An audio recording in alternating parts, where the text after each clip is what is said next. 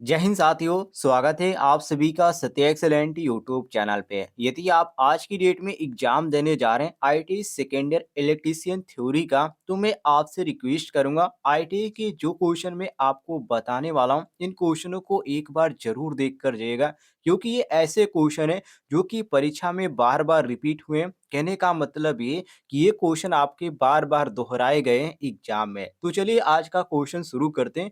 जिन छात्रों का आज की डेट में एग्जाम है वो ध्यान से वीडियो को देखिएगा।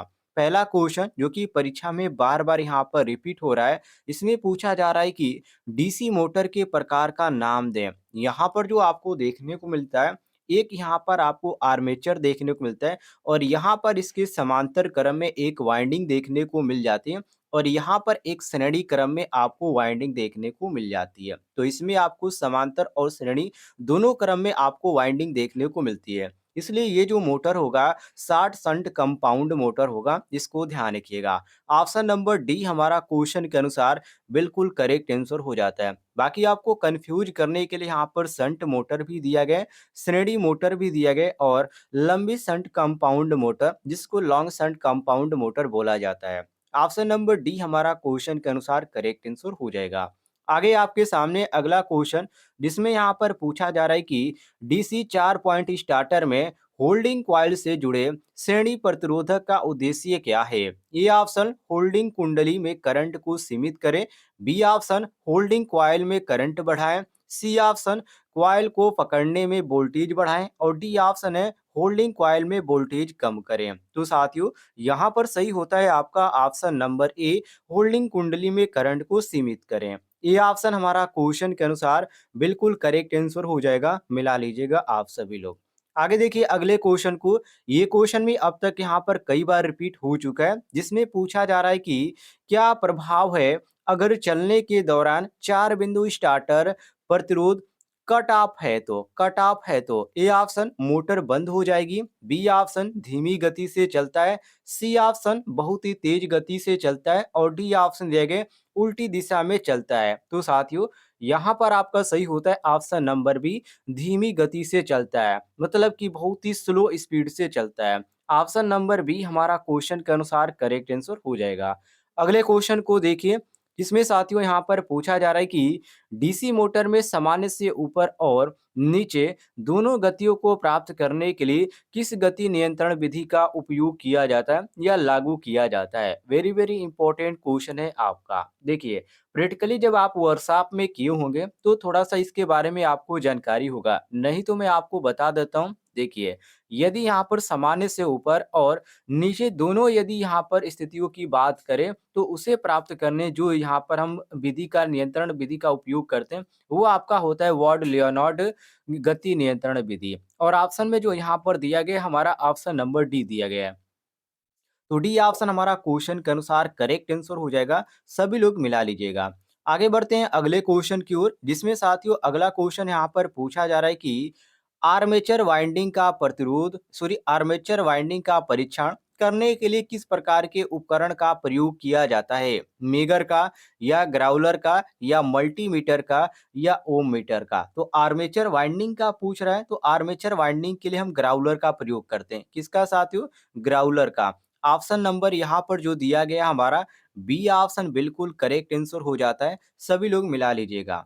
आगे देखिए अगले क्वेश्चन को, जिसमें अगला क्वेश्चन यहाँ पर पूछा जा रहा है कि फोर ध्रुव डीसी मोटर में आसन्न में विपरीत ध्रुवता कैसे प्राप्त करें? विपरीत मतलब एक दूसरे के यहाँ पर एकदम आमने सामने, ठीक है। तो यहाँ पर हम इसको विपरीत यदि ध्रुवता प्राप्त करना है तो हम क्या करेंगे? तो उसके लिए साथियों हमको करना क्या होगा, जो धारा प्रवाह की जो दिशा है उसको हमको अलग-अलग बनाना पड़ेगा। कहने का मतलब है कि धारा प्रवाह को अलग-अलग दिशा में बनाना पड़ेगा। उससे क्या होगा, उससे जो यहाँ पर जो डीसी मोटर होता है उसमें जो ध्रुव होते हैं जिसको आसन्न ध्रुव बोला जाता है, वो आपका विपरीत ध्रुव ध्रुव प्राप्त होगा। ऑप्शन नंबर यहाँ पर जो दिया गया हमारा डी ऑप्शन बिल्कुल क्वेश्चन के अनुसार करेक्ट आंसर दिया गया, मिला लीजिएगा। आगे देखिए अगले क्वेश्चन को, जिसमें यहाँ पर पूछा जा रहा है कि शून्य भार से पूर्ण भार में डीसी शंट मोटर की गति कम करने का क्या कारण है? यहाँ पर रीजन पूछ रहा है। जैसे कि आप यहाँ पर देखिए, जो कि यहाँ पर जो दिखाया जा रहा है ये ड्रॉप होता हुआ दिखाया जा रहा है। अब यहाँ पर इसका मतलब क्या है? इसका मतलब ये होता है साथियों, ध्यान से बात को सुनिएगा, नहीं तो आप भी कन्फ्यूज हो जाएँगे।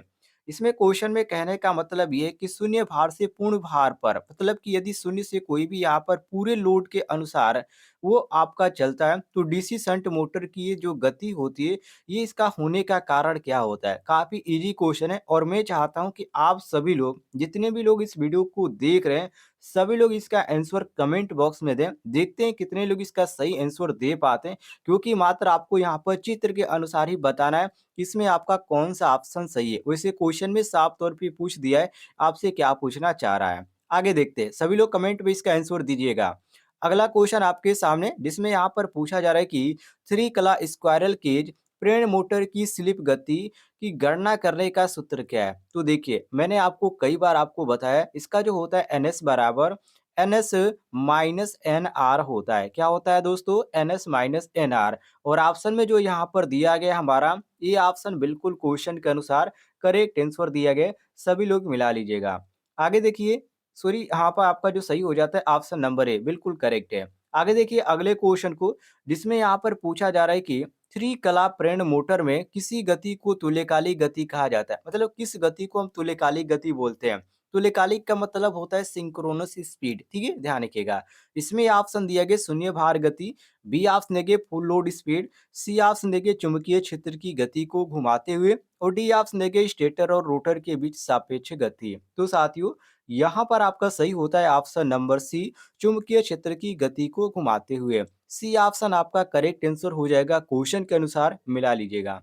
आगे देखिए अगले क्वेश्चन को, जिसमें अगला क्वेश्चन यहाँ पर पूछा जा रहा है कि पोल वाइंडिंग को एसी वाइंडिंग में स्टॉक के संदर्भ में कैसे मापा जाता है? इसमें ऑप्शन दिया गया, A option total electrical degree upon number of slot, B option देंगे number of slot upon total electrical degree, और सी ऑप्शन देंगे number of slots in the starter upon number of poles, और D option दिया गया number of poles upon number of slot in the starter. तो देखिए question काफी interesting है, और अब तक ये 2 बार क्वेश्चन रिपीट हो चुका है। और इसमें जो आपका सही होगा option number C, number of slot in the starter upon number of poles. C option आपका बिल्कुल करेक्ट आंसर हो जाता है क्वेश्चन के अनुसार। अगले क्वेश्चन को देखिए, जिसमें यहाँ पर पूछा जा रहा है कि आपूर्ति देने से पहले, मतलब कि सप्लाई देने से पहले वाइंडिंग में कौन सा परीक्षण आवश्यक है? अब यहाँ पर देखिए, इसमें जो परीक्षण का उपयोग किया जाता है, वो आपका होता है पोलैरिटी टेस्ट। इससे क्या मालूम चलता है, आप कोई भी वाइंडिंग किए हैं, ठीक है? मान लीजिए आपके पास कोई भी यहाँ पर उपकरण है, जिसका आप वाइंडिंग कराएँ, और वहाँ पे वाइंडिंग कराने से पहले आप जानना चाहते हैं कि इसमें कोई दोष तो नहीं है, कोई कमी तो नहीं है, तो उसके लिए आप क्या करेंगे? पोलैरिटी टेस्ट का उपयोग करेंगे। ऑप्शन नंबर बी हमारा करेक्ट आंसर हो जाएगा। आगे देखिए अगले क्वेश्चन को, जिसमें यहाँ पर पूछा जा रहा है कि 3 कला मोटर स्टार्टर के साथ शामिल 2 कार्यात्मक सर्किट क्या है? ए ऑप्शन ओपन सर्किट और short circuit, B option close circuit और ओपन सर्किट, और डी ऑप्शन देंगे शॉर्ट सर्किट क्लोज सर्किट। और इसी तरह आपके सामने ऑप्शन जो दिया गया एक ही तरह का दिया गया है, लेकिन इसमें आपका सही होता है ऑप्शन नंबर डी, कि नियंत्रण सर्किट और power power circuit. Option number D हमारा बिल्कुल करेक्ट आंसर हो जाएगा, मिला दीजिएगा। डी ऑप्शन करेक्ट आंसर हो जाएगा। अगले क्वेश्चन की ओर आते हैं, जिसमें यहाँ पर पूछा जा रहा है कि कौन सी दोष स्थिति में थर्मल अतिभार रिले एसी प्रेरण मोटर की रक्षा करता है? A option short circuit, B option खुला परिपथ, बी सी ऑप्शन अतिधारा, और डी ऑप्शन है कम वोल्टेज। तो साथियों, यहाँ पर सही होता है ऑप्शन नंबर सी, जिसको अतिधारा के नाम से जाना जाता है। अगले क्वेश्चन की ओर आते हैं, जिसमें अगला क्वेश्चन यहाँ पर पूछा जा रहा है कि एकल चरण प्रेरण मोटर की स्टार्टिंग और रनिंग वाइंडिंग के बीच कोणीय विस्थापन क्या है? जो कोणीय विस्थापन होता है साथियों, ये आपका होता है 90 अंश, जो कि इलेक्ट्रिकल डिग्री होता है। और यहाँ पर आपका बिल्कुल मैच कर रहा है सी ऑप्शन, तो सी ऑप्शन हम करेक्ट आंसर मारेंगे। आगे बढ़ते हैं अगले क्वेश्चन की ओर, जिसमें अगला क्वेश्चन यहाँ पर पूछा जा रहा है, आपके सामने क्वेश्चन है, जिसमें कहा जा रहा है कि अल्टरनेटर में प्रेरित ईएमएफ की दिशा खोजने के लिए किस नियम का उपयोग किया जाता है? इसमें आपका एक ही नियम होता है, जो कि फ्लोमिंग के दाहिने हाथ का नियम होता है। और यहाँ पर आपका डी ऑप्शन बिल्कुल करेक्ट आंसर हो जाता है, क्वेश्चन के अनुसार मिला लीजिएगा। आगे देखिए अगले क्वेश्चन को, जिसमें अगला क्वेश्चन यहाँ पर पूछा जा रहा है कि सिंक्रोनस मोटर ऑपरेशन के लिए डीसी आपूर्ति क्यों आवश्यक है? वेरी वेरी इंपॉर्टेंट क्वेश्चन है। तो देखिए, मोटरों को तुल्यकालिक गति से चलाने के लिए हमको जो ज़रूरत पड़ती है, डीसी मोटर में ऑपरेशन के लिए डीसी आपूर्ति की ज़रूरत पड़ती है। ऑप्शन नंबर डी हमारा बिल्कुल करेक्ट आंसर हो जाता है, मिला लीजिएगा। आगे बढ़ते हैं अगले क्वेश्चन की ओर, जिसमें यहाँ पर पूछा जा रहा है कि कौन से इन्वर्टर में उच्च दक्षता, दक्षता का मतलब क्या होता है? एफिशिएंसी, एफिशिएंसी की ज़रूरत पड़ती है, ठीक है? जैसे आप एडजेक्टिव पढ़ें तो वहाँ पर आपका क्या होता है? वहाँ पे आपका क्वांटिटी होता है, ठीक है?